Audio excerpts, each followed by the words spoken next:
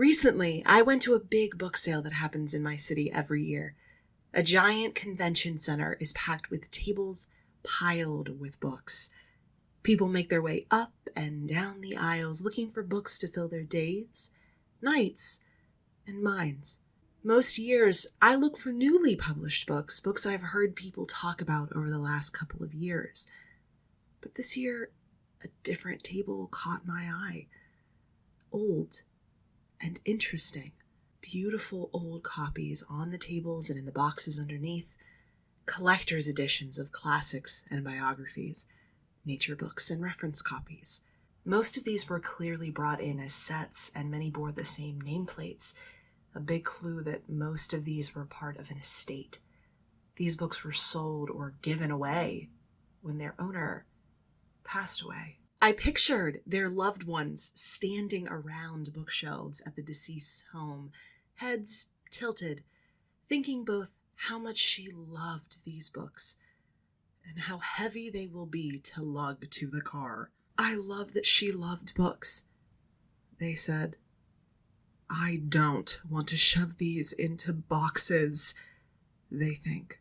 They don't want these musty books for themselves.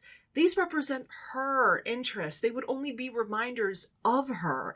Plus, none of them will ever grace a bestseller list again in the 21st century. No, it's best we got rid of them. Sam, what's that place that buys books? Can you call them? Call them and make an appointment. Ask them if they pick up. These boxes are way heavier than they look. Old and interesting. And now, well-traveled. Welcome to Phase 2. You've closed a previous chapter of your life and are on to bigger, better things. It's a whole new you now that you're in your new home. But that's not true, is it? Your history is all over you.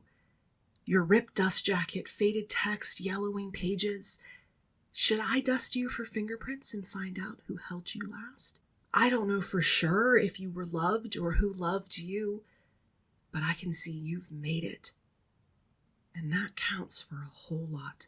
Now I get to be a part of your story. Hold you in my hands, underline your text with my fingertip, snap pictures of you for Instagram instead of those babies I won't be having. Whoever you were, thank you for the books. Thank you for sheltering them in your safe place to land and keeping them nice for the life they'll share with me now. I'll try to treat them with all the respect you so clearly showed them. You make me wonder what will happen to all of my books once I'm gone. Who will scan these shelves with their eyes, wondering why on earth one person could need so many books? Where will they go after me?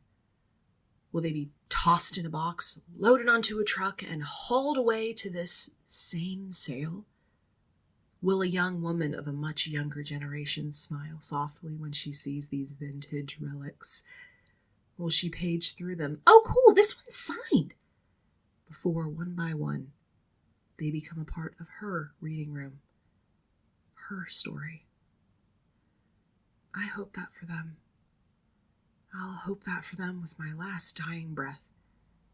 Hopefully, when I, too, am old and interesting.